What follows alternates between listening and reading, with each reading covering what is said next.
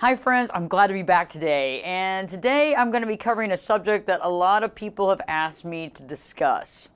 Recovering and healing after a breakup with a borderline.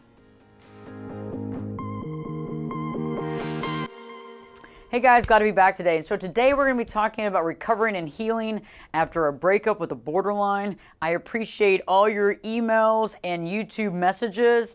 And yes, it took me a little while, but I am getting around to this, and let's talk about it today. The first thing that we want to do after this breakup is to actually accept the situation, accepting the fact that we're feeling lost, accepting the fact that we're feeling empty inside, because this is completely normal for somebody that just broke up with a borderline. Secondly, it's normal to feel like a shell of a person. Through the time that you've been in the relationship, you've probably mostly felt like you were in a blender of emotions. And so when the relationship ends, this emotional whirlwind doesn't end with it. The questions begin within your head, wondering, could you have saved the relationship? Is there something you could have done that could have helped it? And the list goes on. The third thing you want to do is to mourn the relationship. Like any relationship that goes by the wayside that's broken up, it's time to mourn it and to let it go. It's a lot easier said than done. But oftentimes we still have those glimpses of hope, thinking that we can get back together, that things will work out. And it's not to say that you couldn't get back together for a time being, but is it going to work out its longevity? Probably not. Again, that would be setting yourself up for even more failure and even more sadness and feeling even more lost and overwhelmed by the situation. The fourth thing that's highly important that you might want to realize is that if you haven't been in a relationship previously with a borderline and this is your first breakup of this kind, you need to realize that there's a huge possibility that the other person will reach out when you least expect it. Okay? They're going to reach out to you when they least expect it, and usually, most of the time, it's when you're actually on an upswing of maybe feeling just a little bit better. Okay? So be aware of the fact that even if you just broke up and you feel like this is over with, they're going to come back into your life probably several different times, and you're going to have to figure out what you're going to do about it. The fifth thing that's important is to try and end all contact. Again, a lot easier said than done. However, I have worked with numerous clients to do this. The first bit of contact that you have to end, cut out completely, is sexual contact. Because the sex is so volatile, the sex is like a drug in these relationships most of the time, not all the time, but most of the time. And this is the lure that gets you back in. So you've got to end that contact first and foremost. After that, remember all contact, like phone calls, seeing each other, messages, all of these have the potential of you getting back into the relationship. Secondly, hanging out and spending time together is going to be problematic, as well as phone calls and text. Remember, they can be either positive, negative, or somewhere in the middle. And oftentimes that contact that you have with them comes at the exact time that you've been really working on yourself, and it really makes you basically backtrack 100 yards from where you were. And so if you can end contact as soon as possible, specifically sexual contact, you will be a lot more on target and where you need to go a lot quicker than you ever dreamed possible. Okay, when I'm working with clients, the next thing that you want to do is once you've ended that contact and that person is no longer able to pop in at any given moment, it's time to work on you. It's time to search for you, because for so long, you've been doing everything else. You've been in a very codependent relationship. You've been trying not to upset the other person. You've been walking on eggshells. You've been trying to be everything you need to be for that person so that those good times, those golden times, those nuggets are normalcy. In reality, we know that oftentimes in these relationships, those nuggets are very rare and few and far between. However, we stayed in that relationship for a long period of time.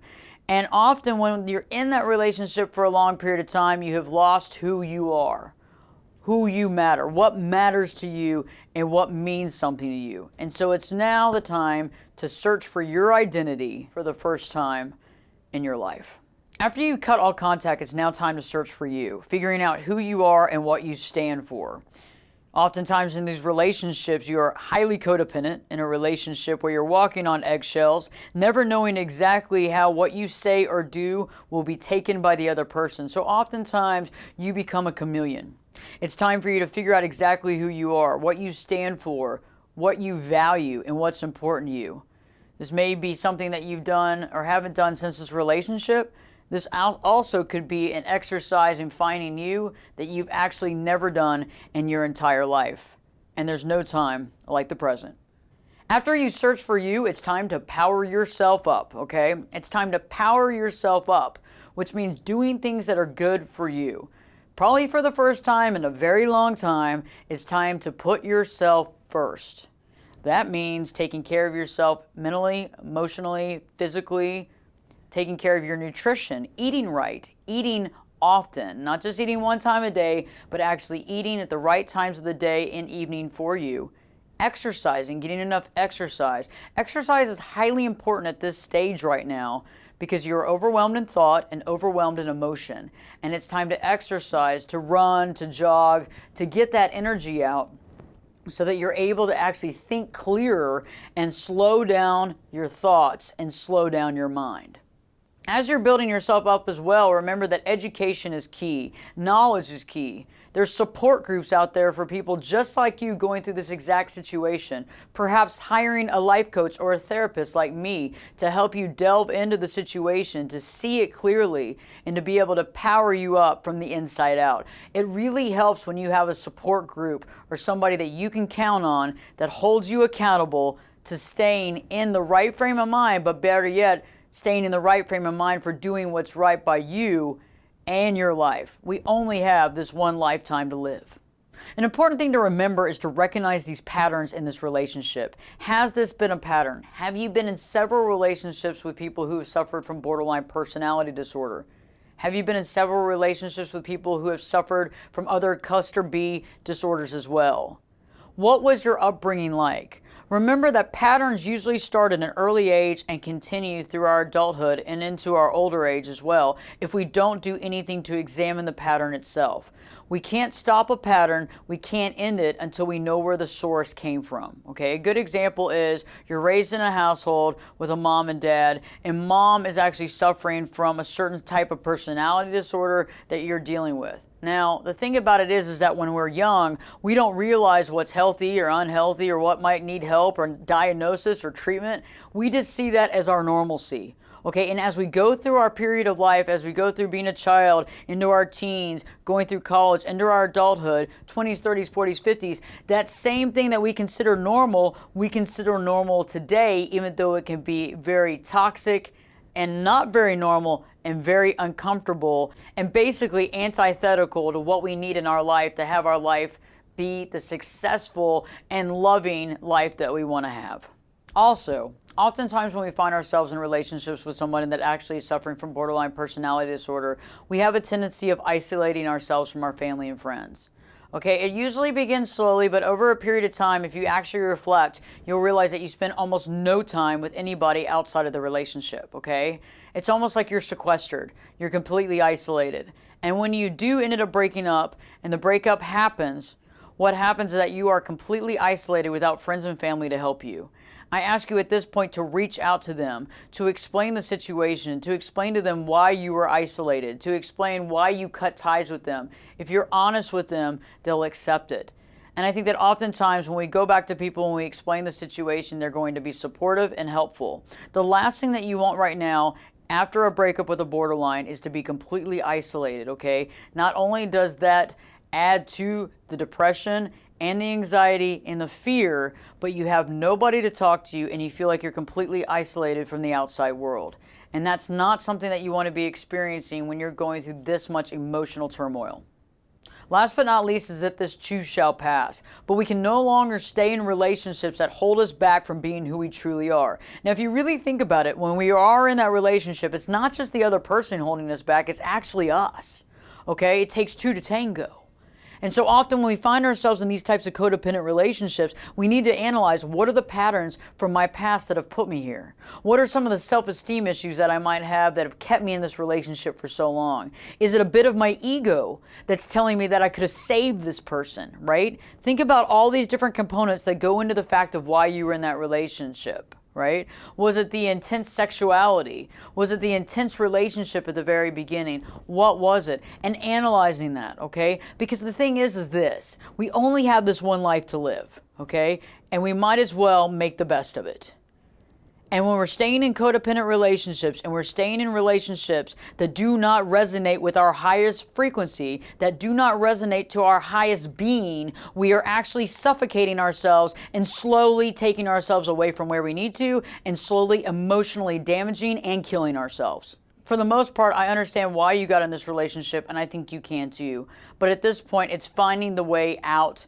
It's finding out who you are. It's powering yourself up. It's giving you the self-respect to tell yourself and to recognize within yourself the value that you have to this planet. And to know that the more that you hide your light in relationships that aren't at your highest good, the farther away you'll get to the exact reason why you're on this planet and to understanding you at the core. Okay? One big caveat is to begin to really take care of yourself, because that unconditional love and that ability to take care of self is more important now than it ever was. Okay? If you can learn these things now and take into consideration exactly how much you love yourself unconditionally and accept the fact that you got into this relationship and realize that this is going to be an uphill battle, but you can make it through. Okay? And I believe in you. It's up to you. But it's going to take you to go cold turkey like anything else in life that's worth doing. I know for a fact that when I quit smoking, it wasn't that I could have a couple of cigarettes here and there and it was okay. I had to quit cold. No more cigarettes. And quitting smoking, I don't think is nearly at all as hard as overcoming the breakup with a borderline. I think that this is one of the most intense emotional roller coasters that you will ever be on in your entire life. And if you're able to get off that roller coaster and you're able to do the stuff that I just said in this video and keep consistent to it, you will overcome it. You will overcome it and you will find yourself. And in time, you will meet somebody, okay? You're not destined to roam the earth and the planet by yourself. That is not the case, okay? But you've got to overcome this and find yourself so that you, the healthy version of you, can find someone else that's also the healthy version of them to actually come together for two entirely whole people to come together as two people instead of two half people that come together in another codependent relationship that is a totally another cycle that's going to cause more chaos and problems in your life. I hope this video has helped you. I will be doing more videos on overcoming the breakup with the borderline, as well as overcoming various breakups with other cluster B personalities, as well as really being able to find yourself. Because what I figured out is the hardest relationship for us to understand is us. Okay, that's why we like to go everywhere, meet all these people, be totally social hour, because it's hard, because it's scary to find the stuff that makes us tick. But once we figure that stuff out, our life becomes really amazing. And the clarity of thought and emotion is something that literally helps us on a day-to-day basis, based on that self-knowledge and based on all the work that we've done to make ourselves better, also happier people, to realize that we can create our own happiness. Other people can bring happiness into our life, but we're the only people that can make ourselves extremely happy, because happiness comes from within, not without. If you haven't already, please subscribe to my channel. And if you like this video, like it and share it with other folks who are going through the same thing as well. And if you've gotten out of a relationship and you've overcome the breakup with the borderline, I would like you to comment in the comment section below. Let's start the conversation. Let's unite and help the other folks in this community to help them find their true self.